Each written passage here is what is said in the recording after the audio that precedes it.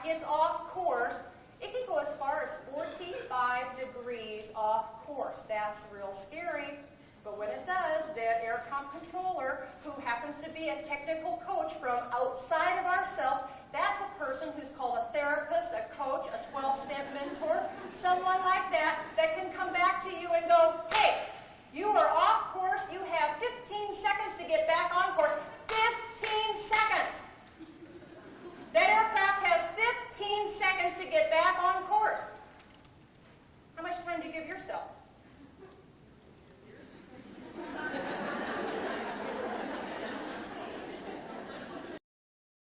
Now, Eric Little, as he was preparing for the race, one of the things that happened to him is that when he was doing his trials, and it was the last of the trials, if you remember the movie, he fell down, somebody tripped him.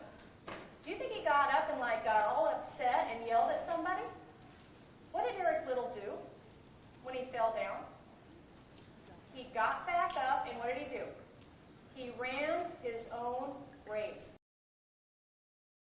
Would you please put that as a note down to yourself? Run your own race. Self-correct and run your own race. One good example of self-correction came from a Swedish chemist. And this Swedish chemist, his name was Alfred. And interesting man, he had a brother by the name of Ludwig. And Alfred's brother, Ludwig, died. Alfred did chemicals, and he would help the Swedish government build bombs. And anyway, Ludwig, his brother, died. And after the funeral and everything had happened, and he put everything basically to rest, he came back to the local newspaper because he wanted to clip out his brother Ludwig's obituary so he could keep it in his keepsake.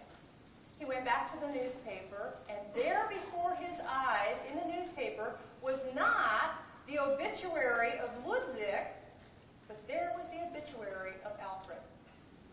He was reading his very own obituary, and the obituary focused on his accomplishments of enabling armies to achieve new levels of mass destruction.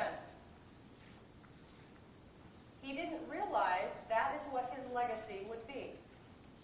He didn't realize that all of the work that he put into his life, that this would be what people would remember him for. He had a moment of truth right then. The shutter opened up, and he saw himself as other people see him, and there it was in black and white. He began to ask himself this question: what do I stand for? What do I want to leave to this life? How do I want to contribute? What do I want to be remembered for at the end of my life? At that point, he made a mass change. He took his entire fortune and he decided to dedicate it to a humanitarian experience. And this man's name was Alfred Nobel. Makes a big difference. Let's go back to your test and look at yourself for a moment.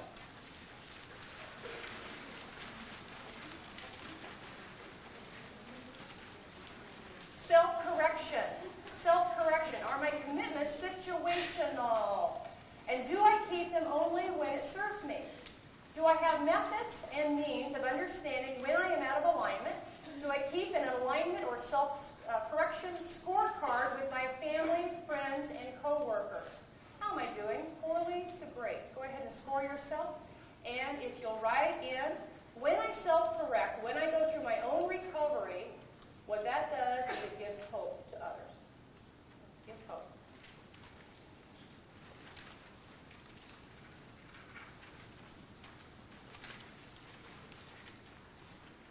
Moment of truth.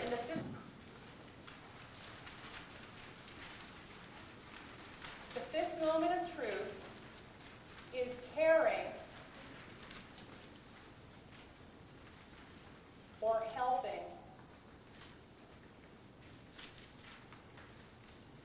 others to self-correct. We could even have an added, another word here is allowing others to self-correct in their own way.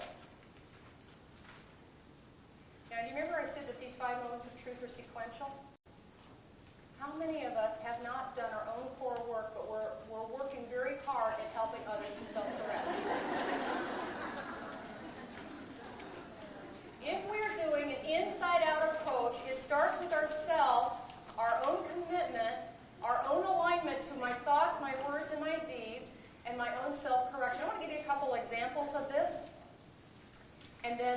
if you want to go ahead and turn over to your last moment, you can kind of score yourself while I'm giving you a couple examples of this.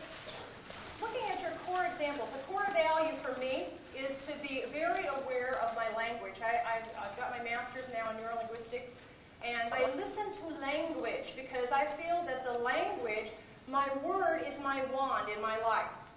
My words create my life, and I have a very good, balanced life because I continue to listen to what's coming out of my mouth. One thing I noticed is that there are times when I sabotage myself, I talk myself into trouble. Anybody in this room like that? Now, you know what I can do? I have begun to realize that when I think negatively, I can control that negativity. One of the things that I can do is I do to my negative thoughts is I give them the finger. This one. Go ahead and just point that one out there.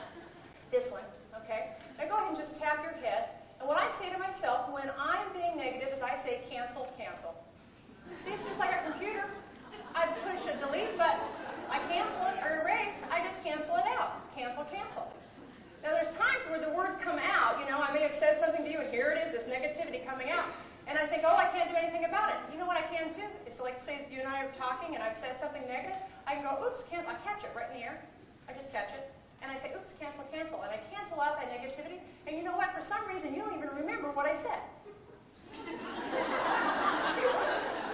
Now, we start building this up, and we have fun in our office. And all of a sudden, all of us start canceling out. Now, you just see me doing this.